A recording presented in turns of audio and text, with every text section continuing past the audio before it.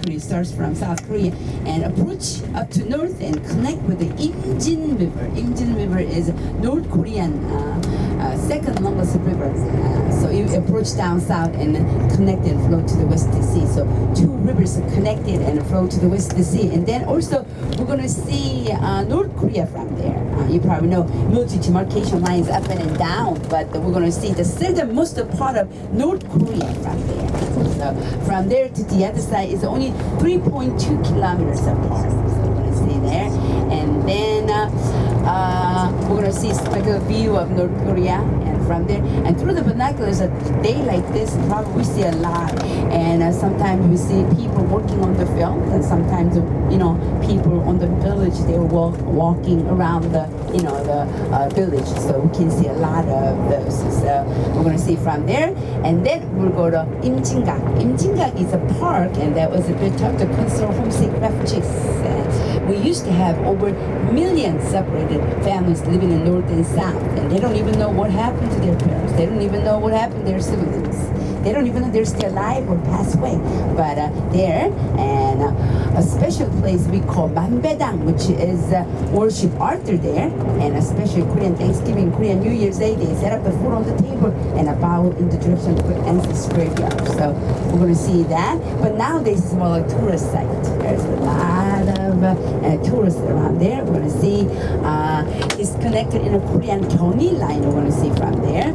And then we're going to see old rusty train is posted there to symbolizing that railways are connected between North and South. And then we're going to see, we're going to walk on the Freedom Bridge. And then after that, we're going to go to lunch. We're going to have a lunch for bulgogi today. Bulgogi is a traditional beef dish and marinated, in soy sauce and cook at the table. If you cannot have beef, you have to let me know now so I can put in order. So anybody cannot have? Okay, I go through it. Okay.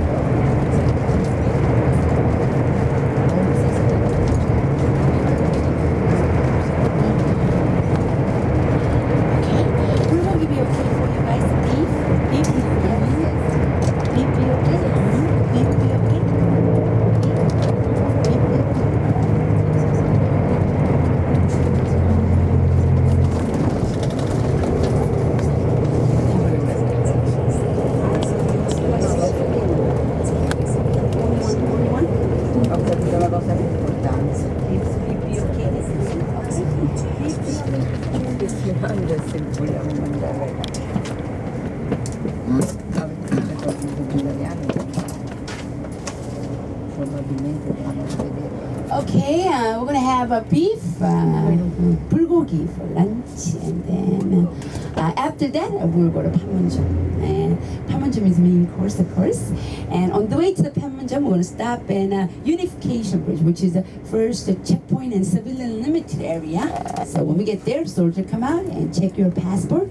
Since the civilian limited area, foreigners without a passport, South Korean without a picture ID cannot go through there. So he's gonna come and check your passport, but all depends on the soldiers. Some of them look thoroughly, some of them just glance it, some of them don't even come up to the bus, but that is a first checkpoint, okay? And then we will go to Camp Volafis, which is a United Nations Security for Joint Security Area. So when we get there, different story. And United Nations Security Escort come out and check you guys out. You guys are aware of dress code today?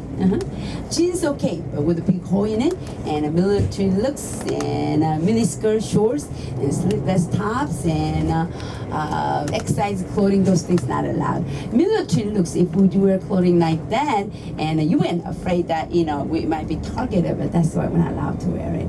And then other things, if we do wear clothing like that, and North Korean take a photo of us, use it as a propaganda saying that Democratic people don't have money to buy decent clothes. And if that happens, South Korea will be very upset. That's why they are checking everything. And then also open toes not allowed, shoes. Since we're going inside DMZ and trying to cross the borderline, so you weren't afraid that if something happens, like emergency things occur, that they think that we cannot simply deal with the situation, and that's why we're not allowed to wear those kind of shoes. But think about it: when you have to run for your life, do you think shoes will be on your way? Not a chance. But strict regulation we have to follow by UN. So it's going to check all of us and then escort us inside of Camp Boniface. So we're going to receive 15 to 20 minutes live briefing, and which is a little bit of history and all the incidents happened over the years at the DMZ and JSA, and actually make you understand better about that area.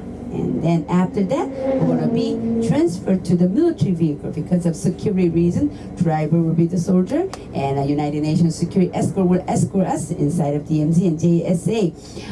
But you have to remember your seat number. We're going to be seated as it is, and also you cannot take any of your bag. You have to leave everything in the bus. Everything in the bus. Okay, so whatever you want to take with you, put in your pocket. But only thing allowed is cameras allowed in your hand. Okay, but don't worry about it. When we get there, I will inform you guys again. Okay, so we're going to do that, and then we're going to go inside of DMZ and JSA. It's going to be about an hour tour, and we're going to cross 2 kilometers of certain boundary of DMZ, and then go inside of JSA and trying to cross the borderline. But JSA is about 800 meters around that area. And anybody aware of X murder incident? 1976.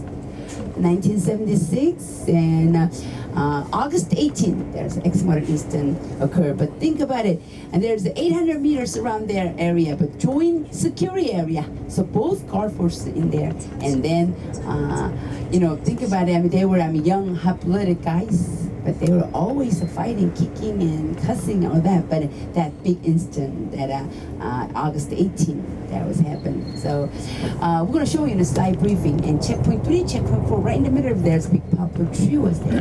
So from checkpoint 3 to checkpoint 4, they cannot see very well. So UN decided to trim the tree on that day, and work was began. And then KPA.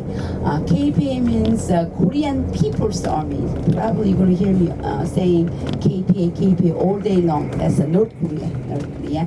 And about 30 of them, 28 of them actually, came to the site and watched about 15 minutes of work, and all of a sudden they took extra from the worker, attacked 2 American officials. One was JSA Company Commander Captain Arthur Boniface, along with the Lieutenant Mark Burnett, were brutally murdered by KP soldiers. And now we have about 28 to 30,000 U.S. soldiers stationed throughout the South Korea. But back then, we had a lot more U.S. soldiers, stationed throughout South Korea, and they were very angry. U.S. was very angry. And then 3 days after that, and they formed the Operation Popanya, which was the largest and most extensive tree trimming history. All South Korean forces, including U.S. forces, they were full combat alert. They were ready to go. And then around the Asia, Okinawa, Philippines, and Thailand, all U.S. bases are ready to move into South Korea. And then East Coast, we had USS Miller Airway was on the Korean Peninsula.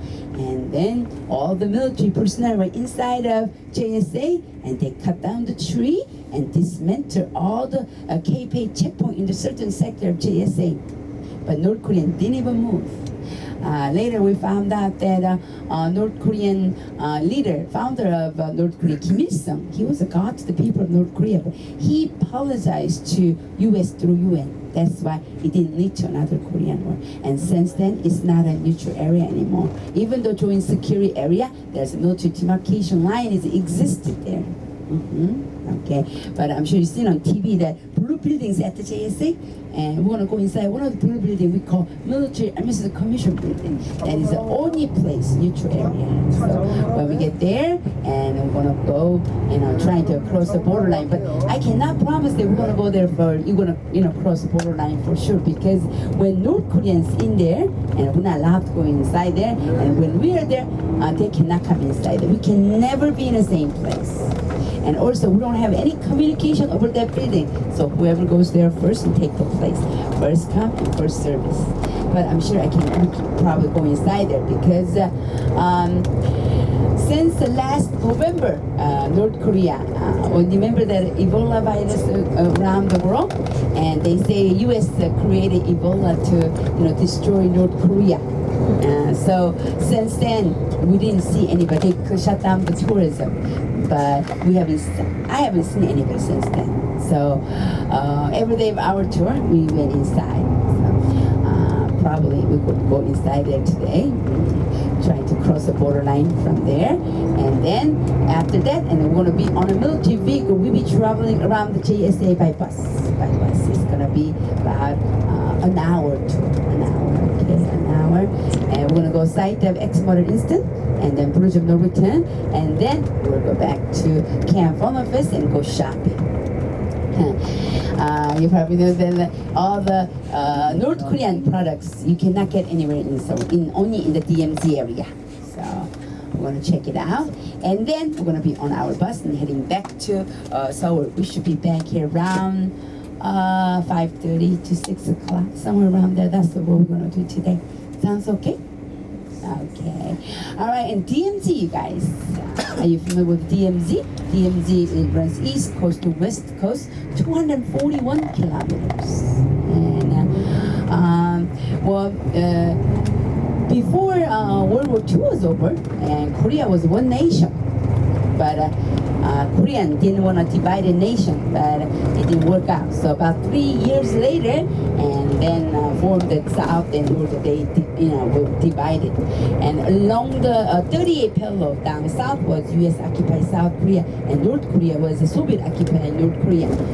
But South Korea was so busy with rebuilding our country, but North Korea was a different story. I guess the founder of North Korea was a very ambitious man, and he wanted to have one nation. So he prepared for the war, and then finally June 25th, 1950, and we're prepared. North Korea had a surprise attack on South with 251 tanks, but down South, not even one tank. So in 4 days they captured Seoul. Less than 3 months, they were way down Nakdong River, and only left 10% of South Korea, and Jeju Island and Busan was left. And then 16 nations came to help out during the Korean War. As UN, they arrived at Incheon. Incheon is nearby the West Sea. So from there, and UN forces push up all the way to the Yellow River, nearby borderline of China and North Korea. And then Communist North Korea was ready to collapse, but Chinese troops poured into North Korea to help out, and a whole new war began. And then from there, they pushed down and along the 38 parallel and back and forth. And finally, July 27, 1953, and Armistice Agreement was signed. When they signed Armistice Agreement, first thing they agreed to do was to move 2 kilometers from the battlefront, which is now military demarcation line. So creating buffer zone of 4 kilometers wide and 2 kilometers southern boundary of DMZ and 2 kilometers northern boundary of DMZ. So today we're going to cross that 2 kilometers southern boundary of DMZ and try to cross the borderline. Okay. And along the DMZ area, we do have over 1 million troops, along the DMZ, ready for the possible attack. And South Koreans, you probably know in Korea, South Korean guys or mandatory. They have to serve 21 months. When they turn 18 to in 30-year-old, in between, they have to serve 21 months. But those guys are stationed there, they can come home and off and on. But North Koreans are stationed there for 10 years. They're not even allowed to go home once to their home. Only time they can go home is when they do something good and they get the prize to go home. But you all know, in the military service, how many people can do good things to get a prize to go home? So, sad part is there are only 17 and 18 young guys away from their homes. Okay, you guys, getting bored, huh? Are you guys ready to speak up? No? We're gonna have a North Korean defector here, and you can ask her questions. Okay, Yuria. Okay, her name is Jo Yuri. She she's from North Korea, and she went to China. She gave a border sold money, and then went to China, and then from China she found a smuggler and went to Laos, Cambodia, Thailand, came to South Korea with her little daughter. And on the way here, her daughter was only 4 years old, and it took her about 7 months to get here. And she gave sleeping pill to her daughter so they won't be cut. So she's been here about